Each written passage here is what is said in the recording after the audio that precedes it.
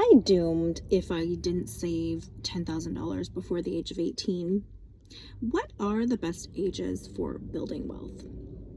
It is true that with peak earning years, big promotions, and the moment that our net worth finally hits that critical mass in that kind of mid-year level, the compound snowball starts to grow massively. That focus on peak salary creates a deep delusion about how wealth is actually built over a lifetime.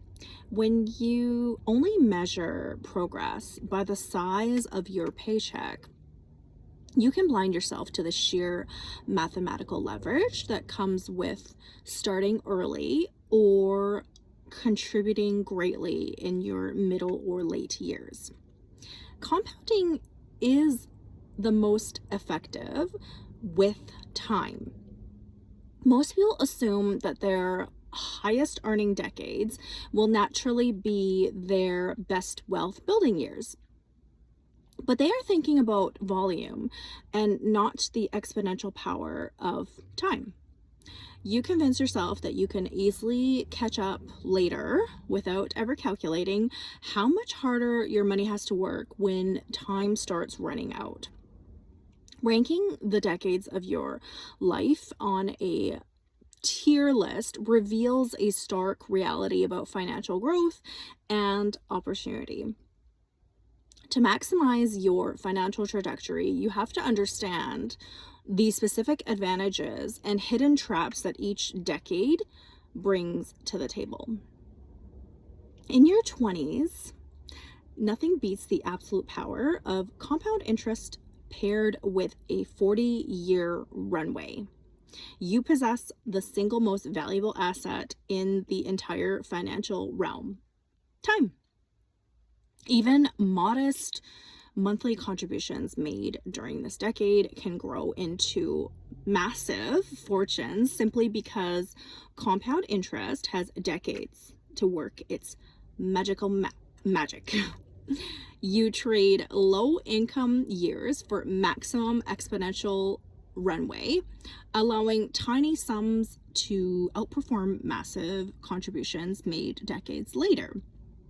This is the golden, and I really emphasize it's the golden window to form lifelong financial habits, leverage aggressive portfolio growth, and take full advantage of tax-free growth savings accounts.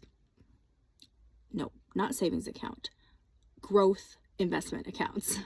Mistakes made in your 20s are completely recoverable because you have decades to rebuild and adjust course.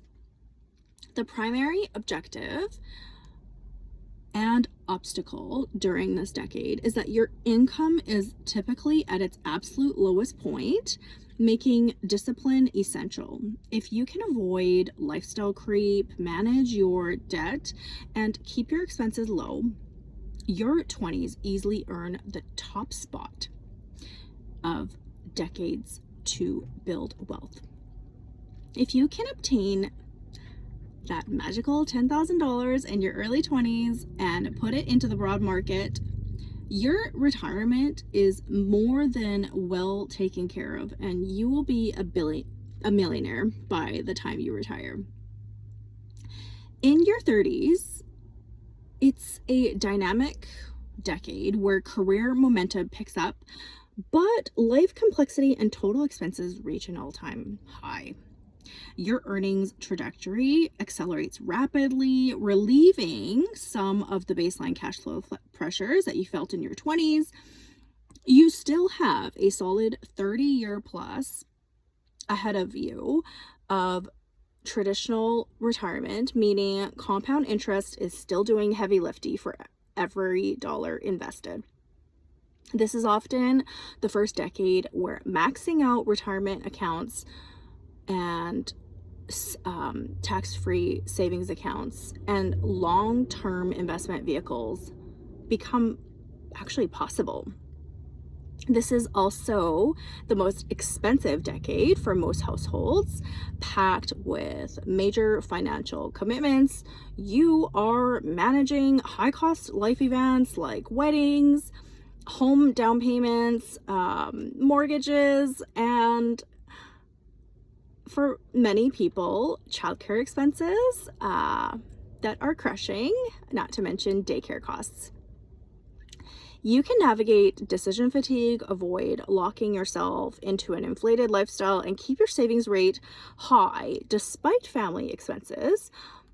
The 30s can still remain a top tier window for building long-term wealth. Now your 40s.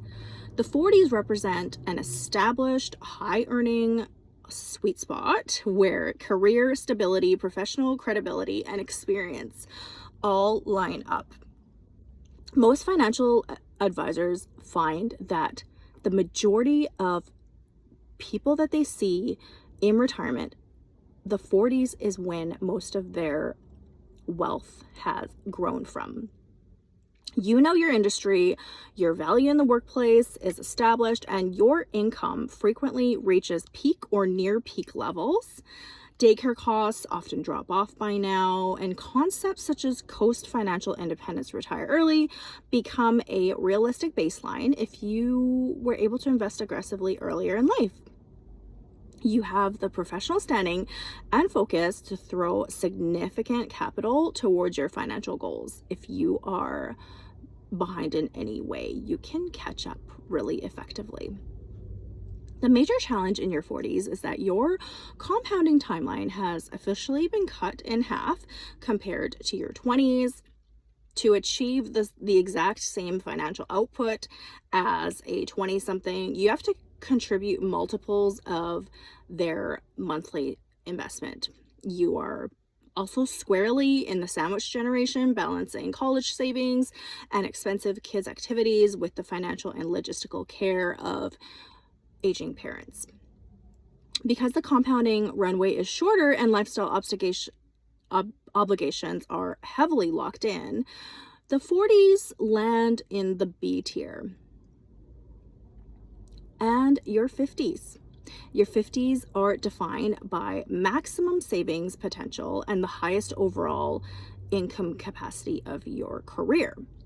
If you set up previous decades well, child-related expenses will taper off, mortgages will be near completion, and the empty nest freedom creates a surge in available cash flow.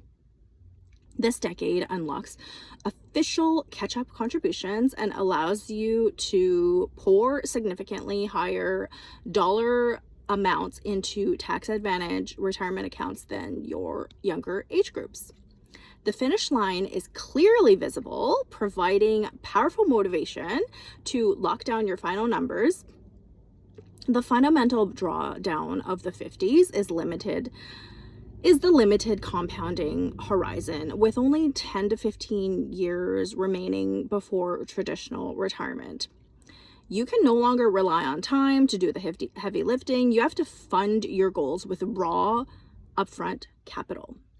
You also face sequence of returns risk and potential layoff risks in high earning roles, requiring you to pivot towards risk management and cash buffers. While it offers immense cash flow power, the shortened timeline potential keeps the 50s in the B tier. And finally, your 60s. Your 60s marks a fundamental shift away from aggressive wealth accumulation and toward asset preservation and strategic distribution. Your compounding runway has shrunk to its absolute limit, making traditional wealth building very difficult if you are just getting started. Instead of focusing on growth, this decade centers on drawdown strategies, government pension optimization, and tax planning strategies. The primary danger during this decade is market volatility right at the start of retirement, where a significant market drop can permanently impair your portfolio's longevity. You are shifting gears from growing a pile of money to ensuring that pile lasts for the rest of your life, and that could be 30, 40 years ahead. Unless you plan to work well past traditional age or sell a major business asset, your 60s rank as D tier for wealth creation, serving instead as the ultimate testing ground for wealth preservation. Ultimately, building wealth isn't just about how much money you earn, it's about matching your financial strategy to the unique strengths of your current decade. Time is the ultimate force multiplier, and no amount of late career income can effortlessly replace a lost decade of compound growth. So focus on aggressive growth and habit forming as early as possible, and leverage your peak income in the middle years and transition seamlessly into preservation as the runway starts to shorten.